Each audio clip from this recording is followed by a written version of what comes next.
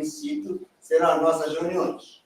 Mais tarde, nós pretendemos fazer aí uma enquete para ver todo dia da semana seria bom para atender a mais pessoas e termos mais frequentadores na nossa casa.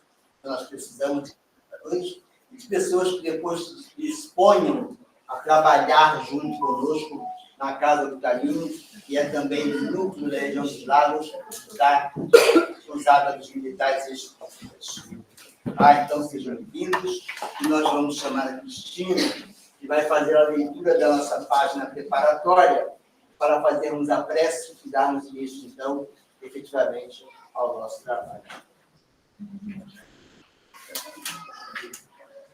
A Cristina, olha que bom. Do livro Vinha de Luz, de Chico Xavier, pelo Espírito de Emmanuel. Brilha a vossa luz. Meu amigo, no vasto caminho da Terra, cada criatura procura um alimento espiritual que lhe corresponde à posição evolutiva. A abelha suga a flor, o abutre reclama dos anjos, o homem busca emoções. Mas ainda mesmo no terreno das emoções, cada espírito exige tipos especiais. Há sofredores inveterados que outra coisa não demandam além do sofrimento. Pessimistas que se enclausuram em nuvens negras, atendendo a propósito deliberado, durante séculos. Supre a mente de torturas contínuas e não pretendem construir senão a piedade alheia, sob a qual se comprazem. Temos os ironistas e caçadores de gargalhadas que apenas solicitam motivos para sarcasmos de quem se alimenta. Observamos os discutores que devoram páginas respeitáveis para o único objetivo de recolher contradições para sustentarem polêmicas infindáveis.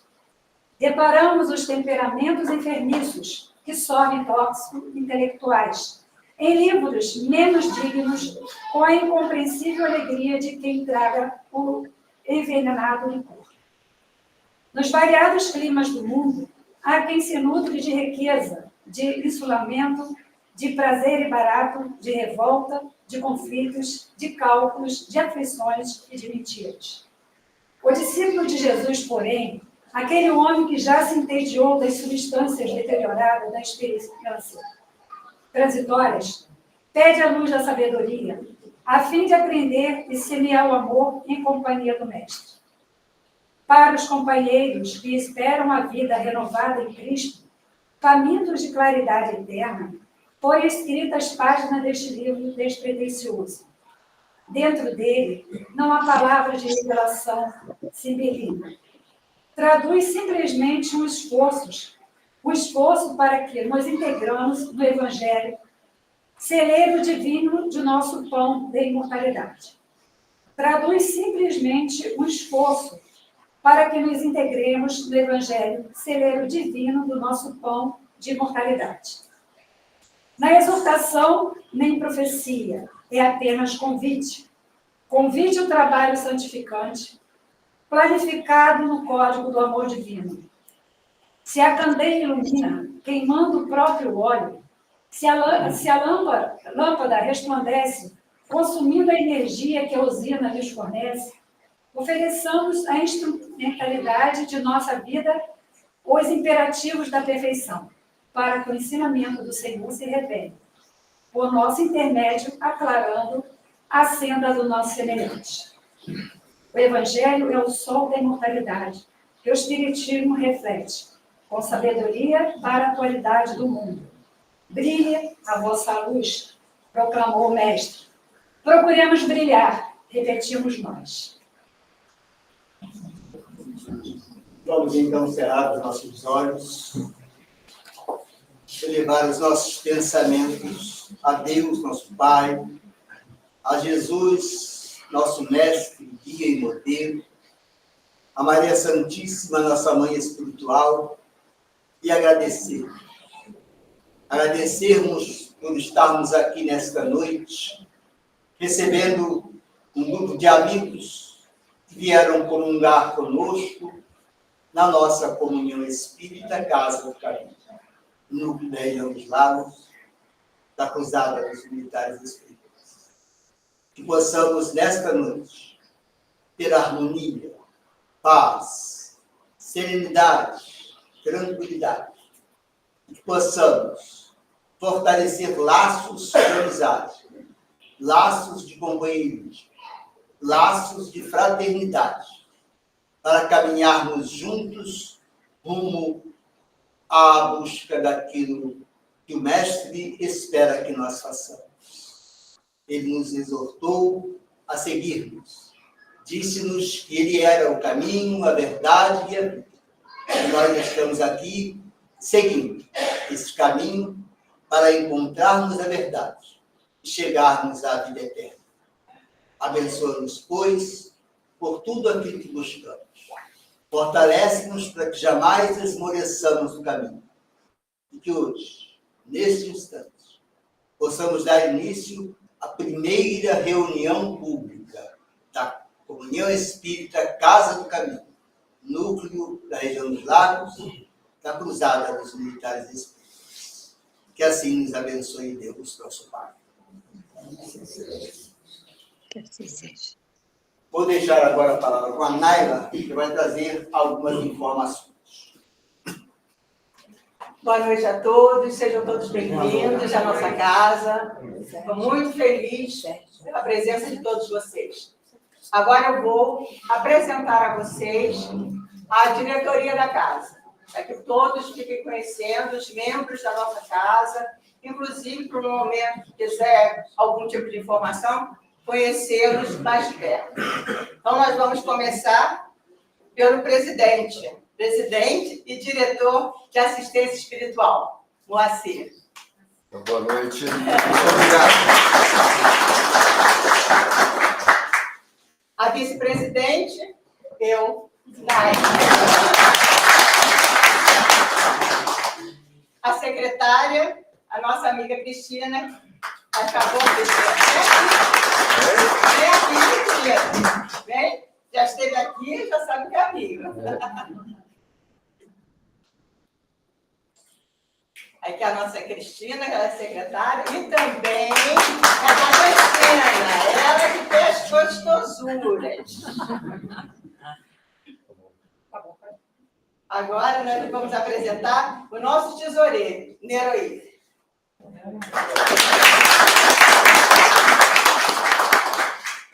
E agora também o nosso diretor de estudos e orientação doutrinária, Sérgio.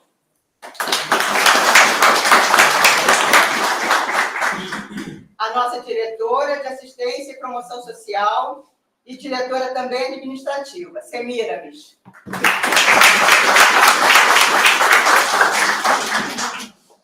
Apresentar também o nosso conselho fiscal, que é composto pela Regina,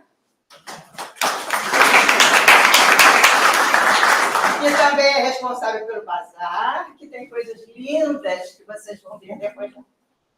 E também a Andrea e a Jaqueline, que não estão presentes. E os sócios fundadores, Djalma, Márcia e Gilda.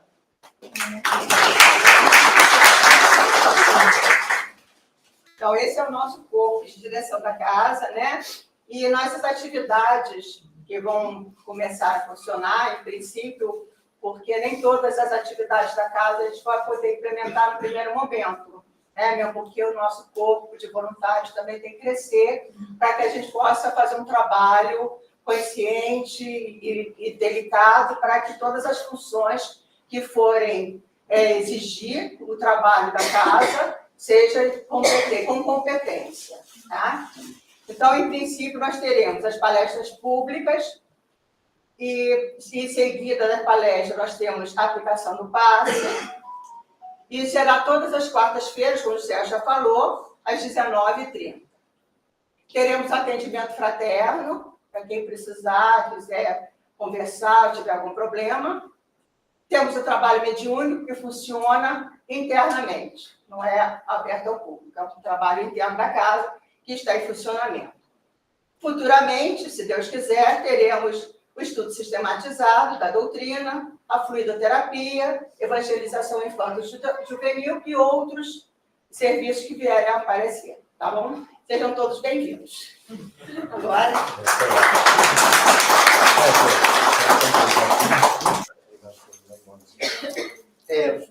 Vamos citar a todos que desligam, celulares, órgãos, pessoas, do avião. Tá? E agora nós vamos, então, conhecer a história de amor da Casa do Caminho. E quem vai nos trazer essa história é o Moacir. Nós hoje amanhecemos um pouco afônico, praticamente nem teríamos condições hoje de falar. Mas como nós gostamos de falar, aí, bom, essa garganta tem que ficar boa logo. Dá-lhe gargarejo, própolis, um pouquinho de yoga, né? E graças a Deus estamos aqui. Como eu disse anteriormente, é uma alegria muito grande recebê-los aqui nesta noite. Nós temos gente muito querida lá da Suíça, de Portugal, nos acompanhando. Alguns núcleos da Cruzada também estão nos acompanhando. Então, sejam todos muito bem-vindos também, virtualmente, mas muito bem-vindos. Queridas irmãs, queridos irmãos em Cristo Jesus, que o Divino Mestre, amigo incondicional de nossas almas, nos dê a sua paz e o seu amor. Narram os evangelistas que Jesus encontrava-se reunido com seus discípulos e falava do reino dos céus, da casa do Pai, do seu retorno à casa do Pai.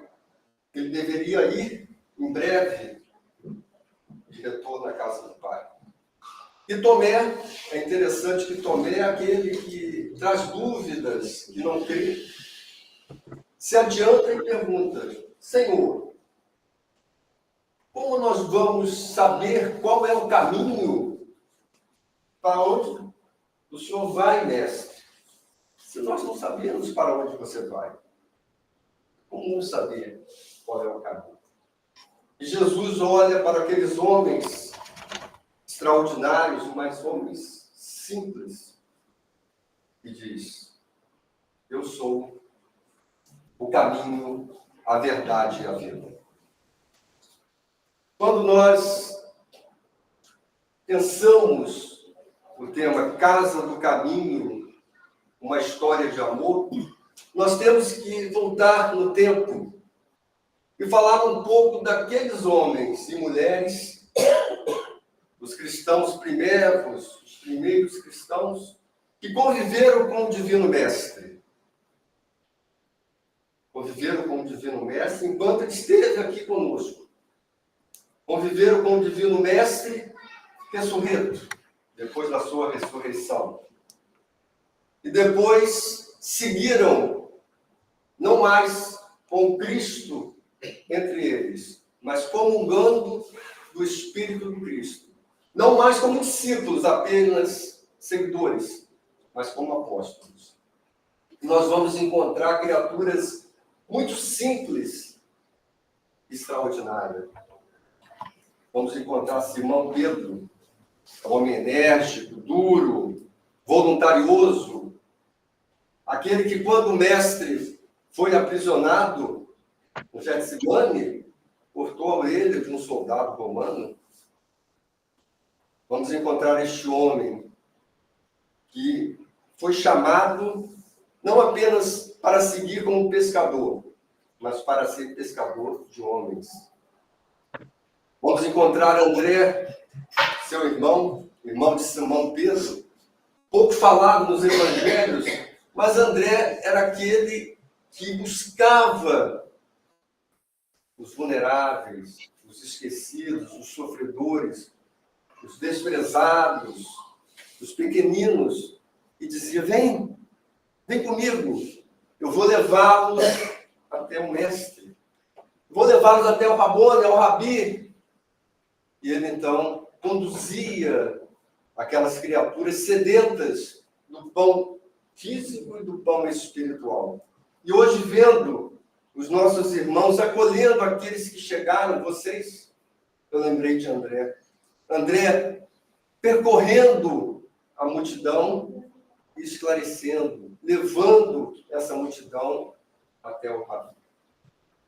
Vamos encontrar Tiago, entusiasmado com a mensagem do Mestre. Tiago seguia João Batista, aquele que pregava no deserto e que anunciava o advento do Messias. E quando o Messias se apresenta, é Tiago e André que levam Simão Pedro e João, o discípulo bem-amado, até a presença do Mestre. Incentivam Simão Pedro e João a estarem junto ao Mestre, a seguirem o Rabi.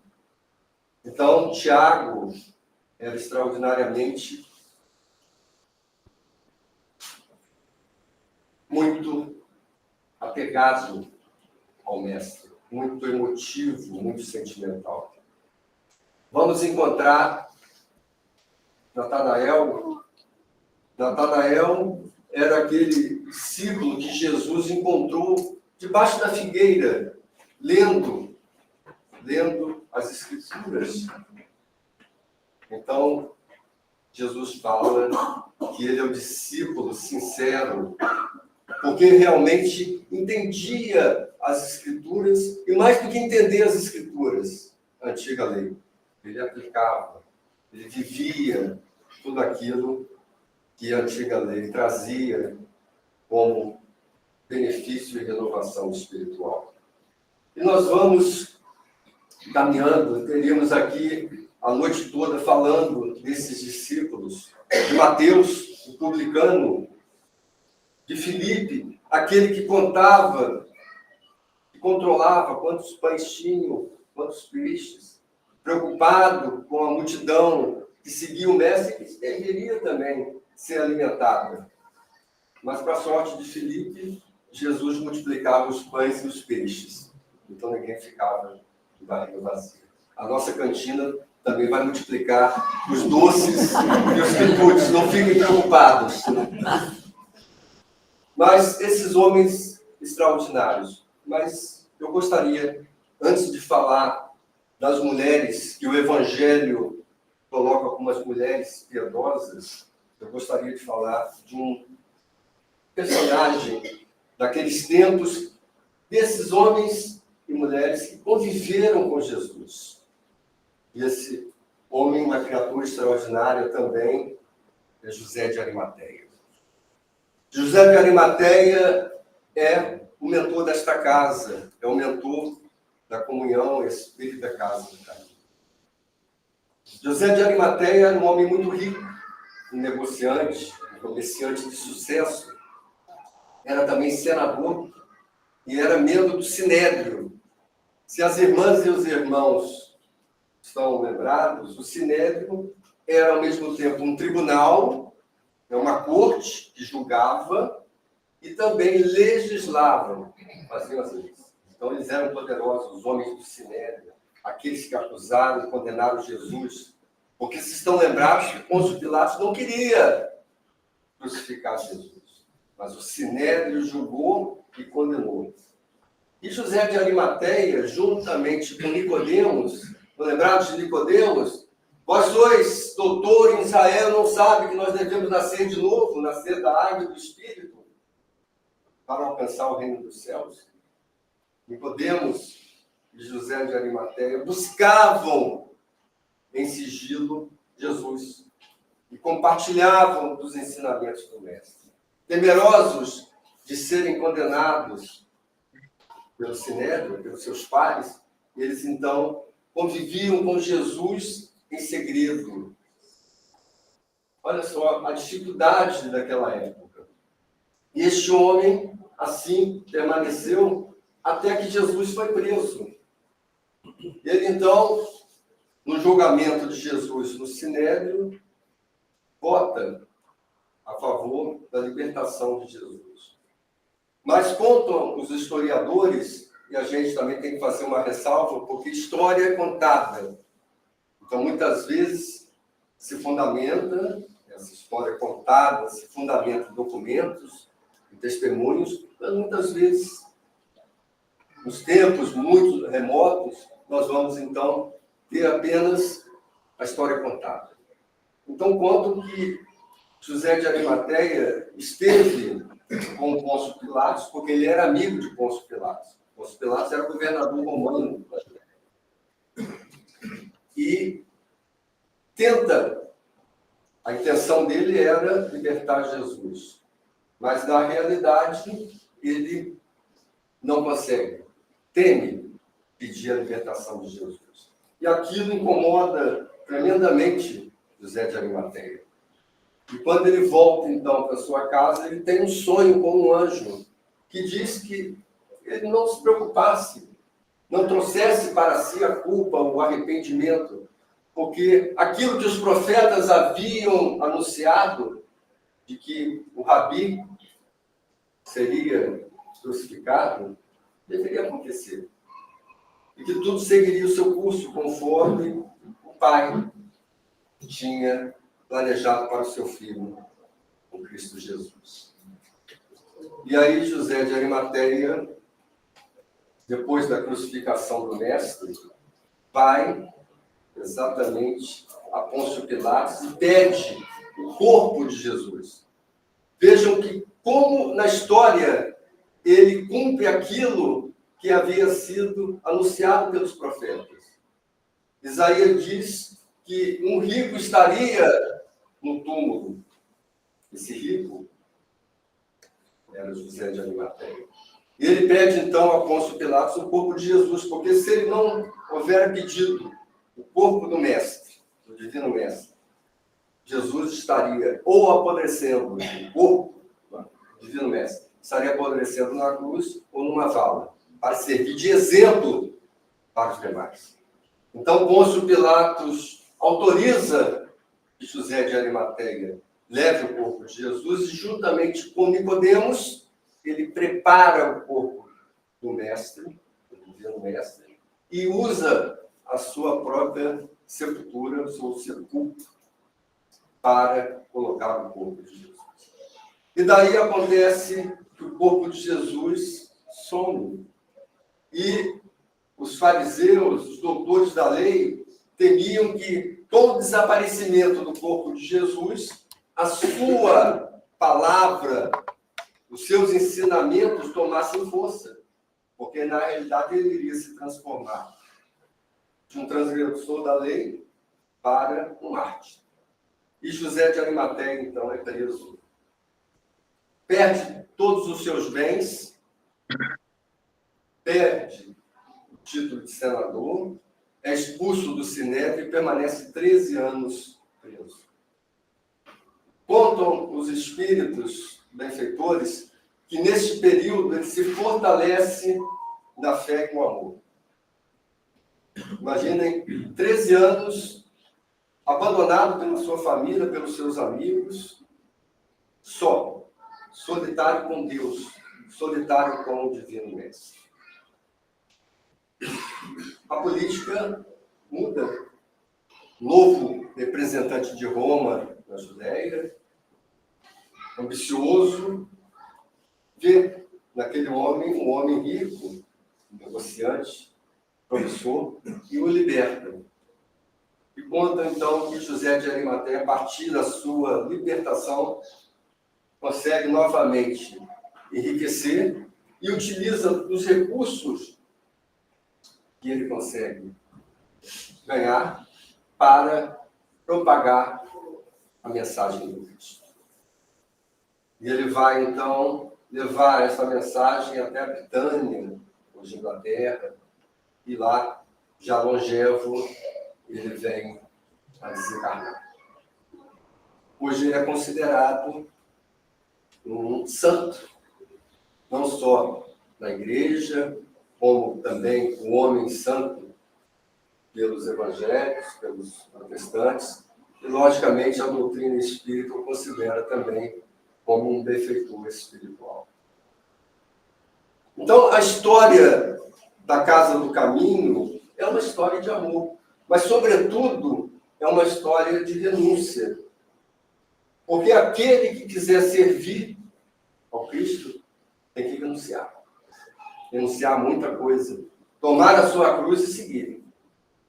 Então, a grandeza daqueles homens e mulheres está exatamente na capacidade de renunciar e de se colocar a serviço do Mestre. E nós vamos encontrar na história Paulo. Vamos encontrar Paulo, o Saulo que perseguia os cristãos e que na estrada de Damasco houve o chamado do Divino Mestre. Saulo, Saulo, por que me persegues? Porque ele havia levado ao martírio o primeiro mártir, o proto-mártir do cristianismo, Estevão. E Emmanuel, benfeitor pela mediunidade com Jesus de Chico Xavier, grava uma obra extraordinária. Quem não leu, vai na biblioteca pegar. Paulo e Estevão. E prepara o lenço. Prepara o lenço, porque vai chorar. Ah, eu sou durão. Já vi gente falando, não, eu sou durão. Chorou. Ah, eu sou durona. Choro. E quem lê vai chorar, depois vai me contar. Vai me contar, chorei mesmo. Então, este homem que perseguia os cristãos é chamado pelo Mestre e fica cego na estrada de Damasco. E eu gosto muito dessa passagem, porque toda a mensagem do Cristo, ela tem um simbolismo. Ela é cheia de símbolos. Alguns o Mestre explicou, os próprios discípulos perguntavam: Mestre, explica essa parábola. O que o senhor quer dizer com isso? E, logicamente, ele reunia também esses grupos e passava um ensinamento mais direto. Então, a mensagem do Cristo, ela tem símbolos. E nós estamos também, todos nós, estamos nas nossas estradas de Damasco. E estivemos por muito tempo, cegos. Cegos pelo egoísmo, cegos pela vaidade, cegos por não querermos ver. Ver que somos seres espirituais, vivendo experiência humana. O próprio Espírita diz assim: quando eu desencarnar, quando eu morrer, o meu espírito vai para não sei, vai para um grau, vai para isso, vai para aquilo. Não é o meu espírito, sou eu. Este corpo é o nosso instrumento. Como dizia Chico, é o meu burrinho, é o nosso burrinho. Ele é perecível. Nós somos seres espirituais. E não vivemos como seres espirituais, porque estamos ainda na estrada de Damasco, cegos. Mas o Cristo está nos chamando.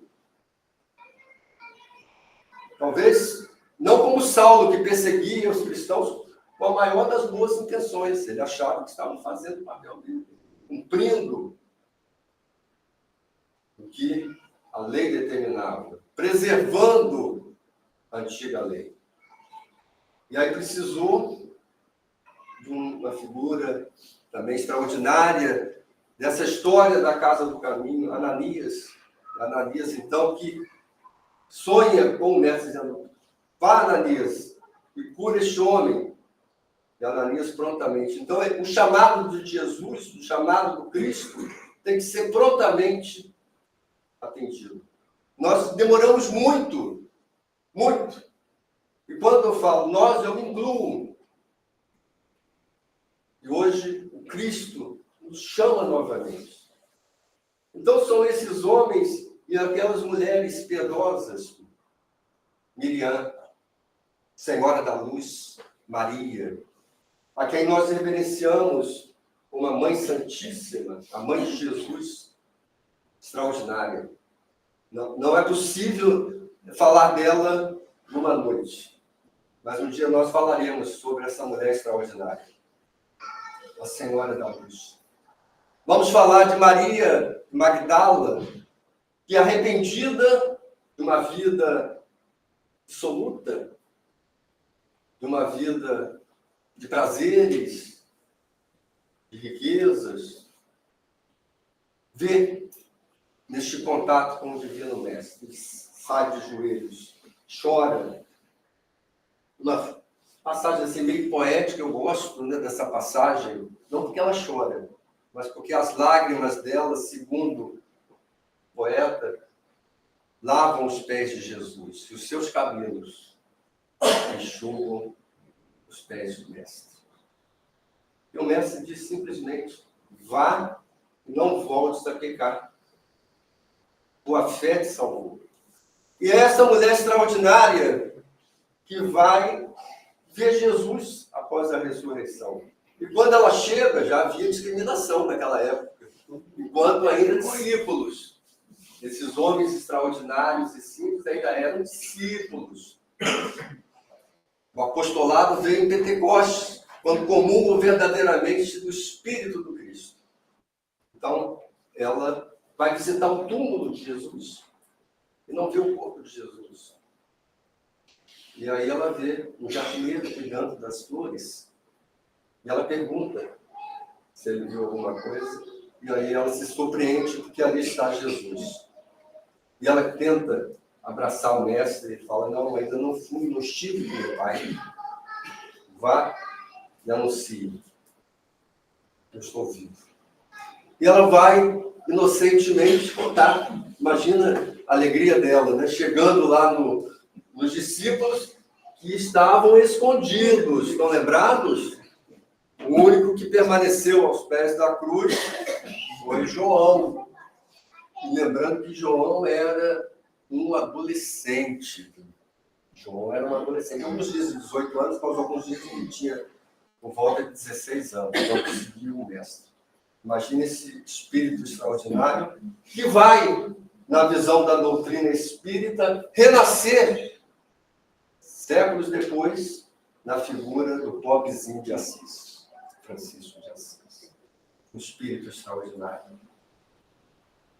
Então, ela vai contar aos discípulos, e Pedro falou: não, Pedro, aquele homem bom, justo, mas rude, falou: não, ele não pode ter ido falar com você, ele tinha que ter falado com a mãe dele.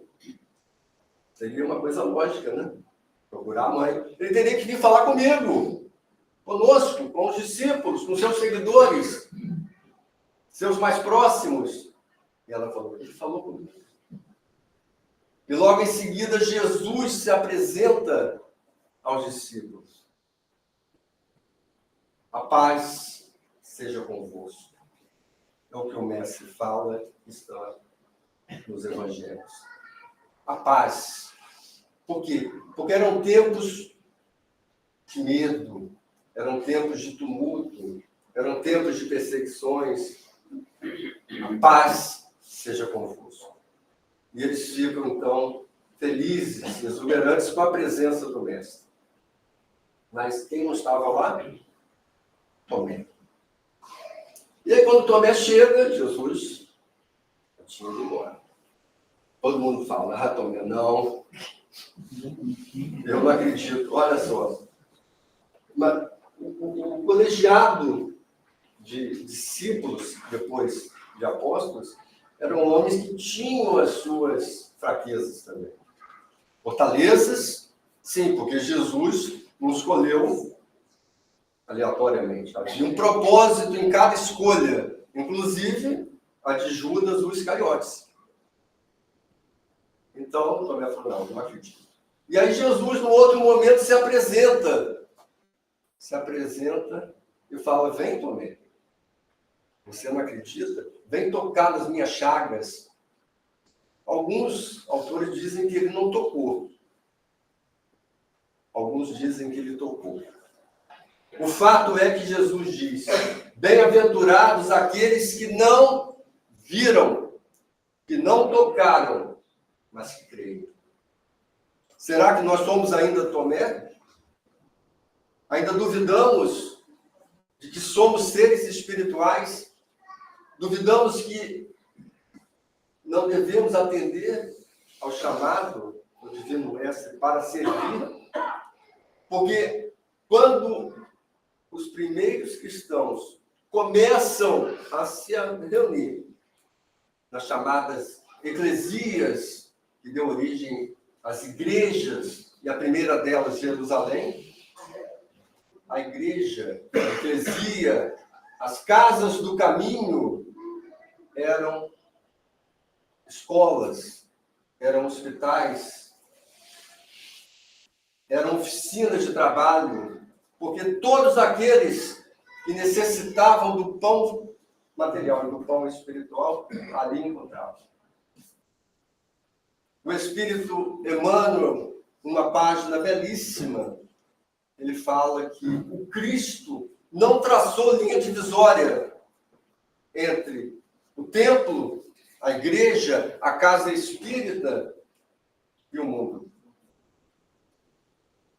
A casa do caminho, as casas do caminho sempre foram, desde o seu primeiro dia, no primeiro momento do seu funcionamento, casas de acolhimento. Porque se Pedro negou Jesus 3 vezes, quando ele está pescando com alguns discípulos e volta sem peixe, ele vê um homem e pergunta: vocês trazem peixe? Ele fala não. E Pedro, então, vê naquele homem o mestre. E ele rapidamente coloca a sua camisa e mergulha e vai ao encontro do mestre. E o mestre, então, reúne novamente os discípulos, antes do Pentecostes. Reúne e pergunta a Pedro: você me ama mais do que eles? E Pedro diz: sim, Senhor. O Senhor que sabe tudo, sabe que eu te amo. Pedro, apacenta as minhas ovelhas. E Jesus pergunta novamente a Pedro: Pedro, tu me amas? Sim, Senhor. Eu amo de todo o meu coração. Pedro, apacenta as minhas ovelhas. E Jesus pergunta uma terceira vez: Pedro, você me ama? Sim, Senhor. De todo o meu coração, de toda a minha alma. O Senhor sabe tudo, sabe que eu amo. Pedro, apacenta as minhas ovelhas. O que significa apacentar as ovelhas? Quando o pastor está com as suas ovelhas, ele tem uma série de tarefas que podem ser resumidas em 2 tarefas: cuidar e proteger. Então, a partir daquele momento, aqueles homens extraordinariamente simples, que se esconderam diante da prisão do mestre, da sua crucificação, reunidos, comungam verdadeiramente do Espírito de Deus. Não são mais agora discípulos, aqueles que escutam a mensagem, aqueles que acompanham, que seguem, mas são apóstolos. Aqueles que verdadeiramente vivem a mensagem do Cristo. Porque a mensagem do Cristo é uma mensagem viva. Não é algo utópico que não pode ser realizado. A mensagem do Cristo é para ser vivida. E a partir de Pentecostes, em que eles falam todas as línguas daqueles que estavam ali, eles estão comungando do Espírito de Cristo. E ali surge, meus irmãos, minhas irmãs, verdadeiramente a casa do caminho.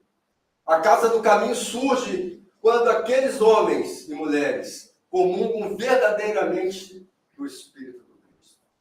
E aí nós vamos encontrar Maria de Magdala, arrependida, adentrando ao Vale dos Leprosos, onde ninguém queria ir, para cuidar, para proteger, para apacentar aquelas ovelhas que tinham sido banidas do rebanho. E lá ela prega, com o seu exemplo, com o seu amor, a palavra, a mensagem do Cristo. Aquelas criaturas não teriam oportunidade de conhecer esta mensagem. se não for essa mulher extraordinária, que é considerada hoje pela igreja uma apóstola, depois de muitos e muitos anos. E assim nós poderíamos falar de várias e várias criaturas que saíram desde aquela região para a Ásia, para o norte da África, para a Europa. Nós vamos encontrar Filipe lá na Espanha. Vamos encontrar Tiago Menor indo para a Ásia. E esses homens e mulheres não tinham residência fixa. A residência de cada um deles era a casa do caminho. E nessas casas do caminho, as ovelhas encontravam cuidado e proteção. Quando nós falamos que a casa do caminho é uma história de amor, é porque é uma história de amor. Porque Jesus fala, os meus discípulos, aqueles que me seguem, serão conhecidos e reconhecidos por muito amar. Se nós não amarmos,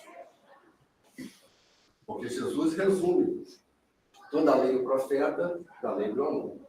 Se nós não amarmos a Deus, e quando nós falamos de amar a Deus, é o alto amor, porque Deus está em nós. Se nós não conhecemos verdadeiramente a experiência do amor, o primeiro mandamento, nós não podemos amar o nosso próximo. Então é preciso que nós nos amemos, porque Deus está em nós. O Cristo vive em nós. A página fala da candeia, né? Da luz. Não se acende a candeia, se coloca debaixo do alqueire.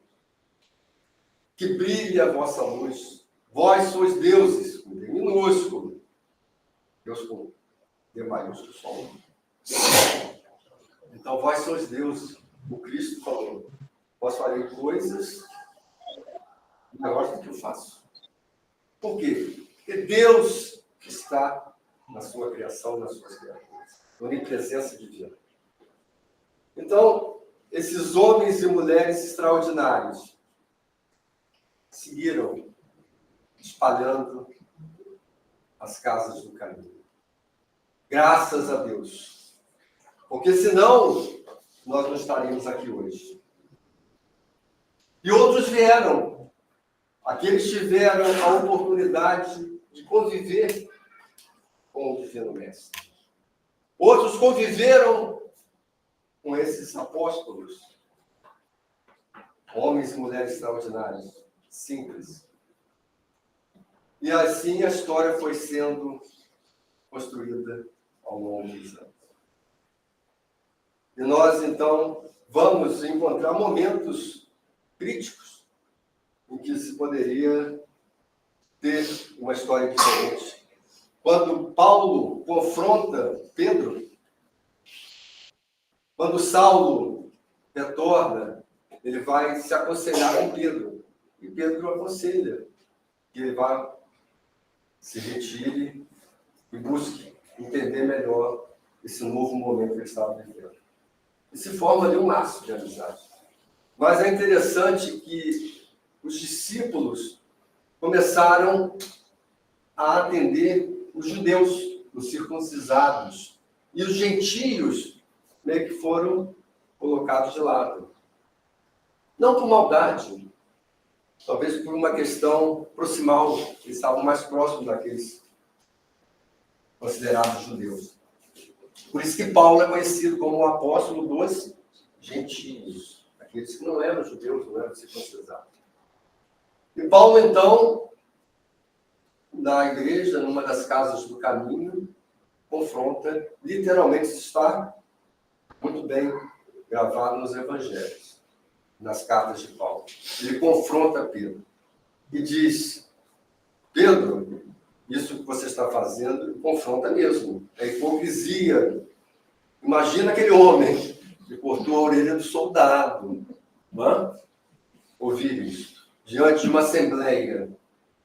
E aí Pedro levanta, e quando ele levanta, ele vê uma cruz de luz.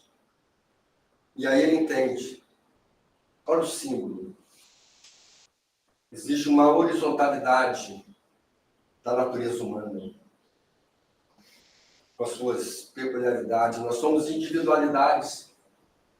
E como individualidades, cada criatura é única, mas existe uma verticalidade. E essa verticalidade é aquilo que é sagrado em nós. E Pedro diz, olha, se a cruz tem 2 braços, então atendam os gentios e atendam os circuncisados, os judeus. Ou seja, vamos atender a todos. Ali nós poderíamos ter uma divisão de 2 lideranças fortes nos primeiros momentos do cristianismo. E aí vamos percorrer o tempo e não fiquem chateados, porque já vamos terminando também.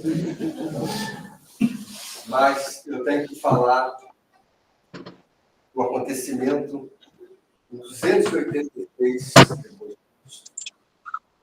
Quando o Império Romano estava no seu auge, e Maximiano vai empreender lutas para dominar uma região.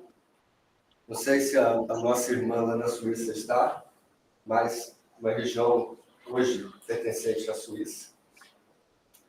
E aí convocam as legiões, como era comum, e vem a legião tebana. Essa legião tebana veio lá da Tebaida, ao Egito. E aí nós vamos encontrar um legionário chamado Maurício, patrono da cruzada dos militares. E naquele campo de Alban aconteceu o maior martirológico da história do cristianismo. Porque era comum que se fizessem os atos chamados propiciatórios, onde os deuses recebiam sacrifícios. Os deuses romanos, inclusive o imperador, que era considerado um deus. E aí, Maurício havia se convertido ao cristianismo. Ele havia conhecido a mensagem viva de Cristo. E ele se nega a reverenciar os deuses, porque só havia um Deus único. E ele, então, se apresenta a Maximiano e diz que não vai render culto aos deuses. Maximiano, então, diz que ele tem que fazer. Ele diz que não vai fazer, então nós vamos pegar a sua tropa e vamos começar a dizimá-la. Aí a dizimação. Grupo de 10, escolhe um, dizima. E aí nós vamos... A história, lógico, talvez possa ser um pouco exagerada, ter maximizado um pouco, não interessa. Interessa que aqueles homens se mantiveram fiéis ao Cristo. Hoje nós não precisamos mais fazer esse tipo de sacrifício, porque outros sacrifícios nos são demandados. E o maior deles é muito fácil. É simplesmente nos comprometermos com Cristo. E este é o convite de hoje. Nessa breve história da Casa do Caminho, uma história. Homens e mulheres que devem nos inspirar. E que renasceram, porque a visão espírita traz momentos distintos da nossa vida em existências múltiplas. E continuaram fortalecendo a mensagem viva de Cristo. E aqueles homens e mulheres se reuniam de forma simples, singela, nas casas do caminho. Cantavam Yeshua ben Miriam, Nassif Shalom. Jesus, filho de Maria, príncipe da paz. E neste momento em que nós inauguramos a Casa do Caminho, nós queremos cantar também como aqueles homens e mulheres que escreveram as primeiras páginas do cristianismo, nas Casas do Caminho, com sacrifício, com renúncia, mas também com amor. Yeshua Ben Miriam, Nassif Shalom. E nós ajoelhamos, Senhor, diante de Ti e queremos dizer: Senhor, em cada altar de sentimento, vontade e pensamento, do culto moras Tu. Tu que és sentimento, vontade e pensamento, Tu que os guias, Senhor. Façam que te sigam para que sejam como Tu és. No templo da consciência, Tu tens estado sempre, Senhor. Sonhei que me davam medo, angústia e ansiedade. Agora que me despertaste, Senhor, encontro o templo íntimo e nele quero adorar-te. Amo-te nas estrelas, nas nebulosas, nas plantas, nos animais, nos seres humanos, minhas irmãs e meus irmãos. E a tua vontade divina, que se fez humana em mim, brilha em mim, brilha em mim. E eu quererei e agirei com vontade plena de ti. Que a paz do Cristo seja conosco.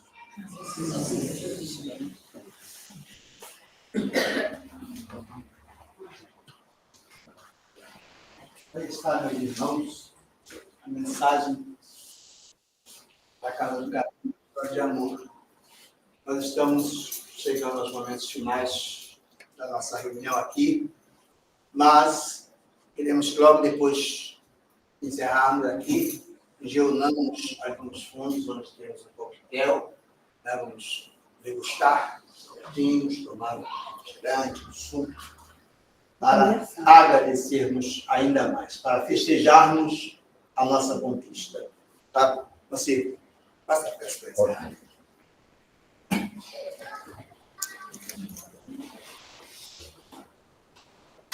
Vocês viram que a garganta não falhou, hein? Dava para falar mais umas 2 horas. Porque eu vi gente aí meio cansada, meio com vontade de ir para o coquetel, mas graças a Deus, hoje a virose pegou firme, mas os nossos mentores e mentoras estiveram conosco, e nada de um bom gargarejo, né? Também não resolveu. Que bênção, minhas irmãs e meus irmãos, estarmos aqui. Eu estou extremamente feliz. A história da Casa do Caminho, ela começa em 1982, desta Casa do Caminho, em 1982.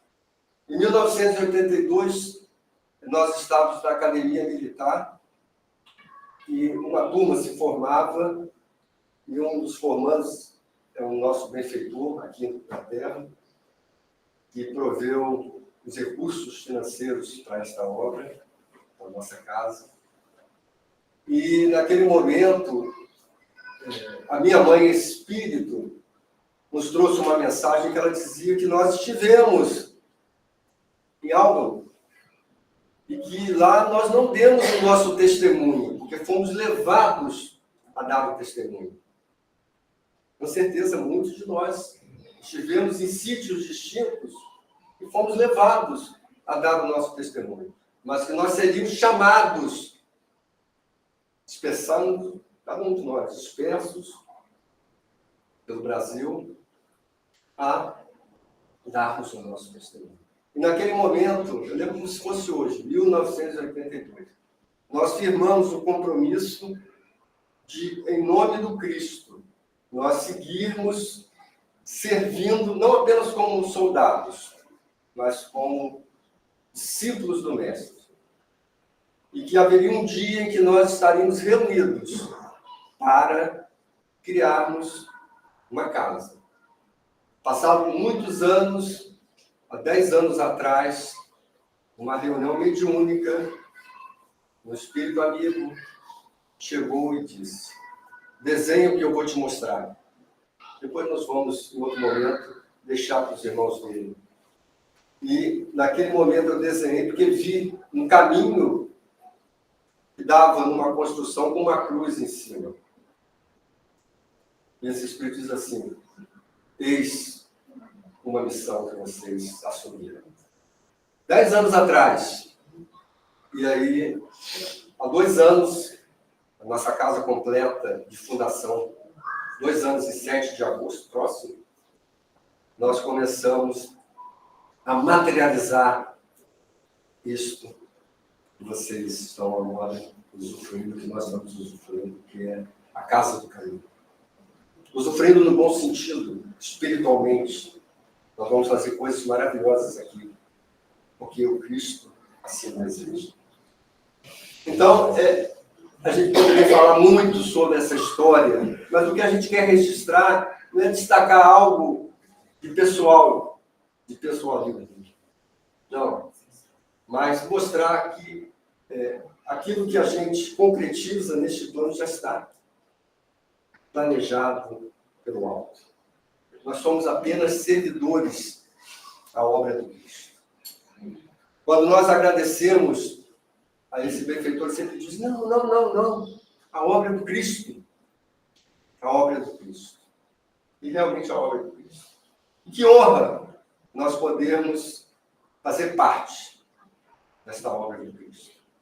E nós nos unimos neste momento em oração a todos os nossos irmãos de distintas religiões, crenças, filosofias, porque o Cristo, conforme Kardec questiona em O Livro dos Espíritos, qual é a criatura, o ser mais perfeito que Deus tem apresentado à humanidade.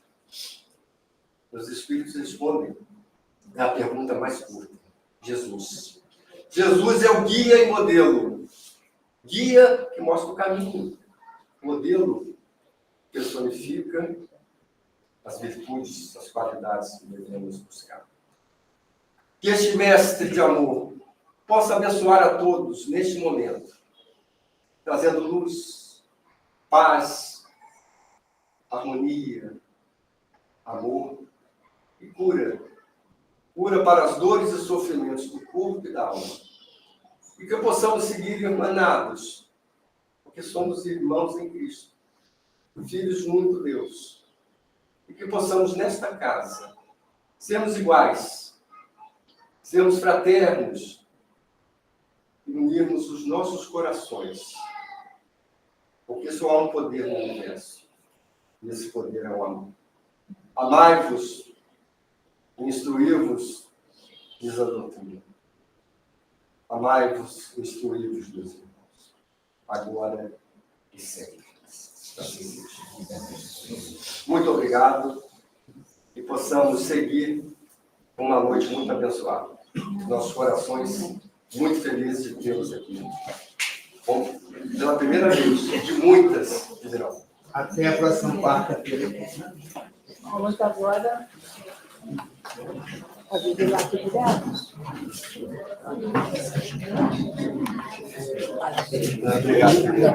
Obrigado. Boa noite. Obrigado. Boa noite. Lindo. Boa noite, Graças a Deus. Espero que tenham acompanhado. Amores. Oi, Naila.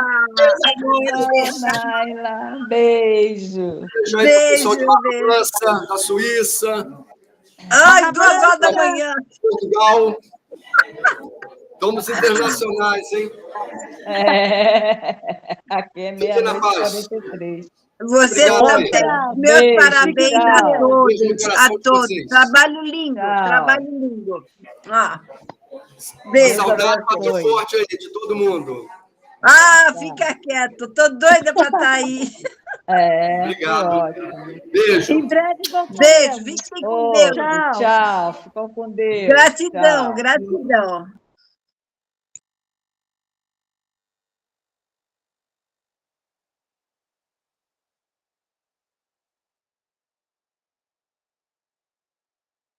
Pode,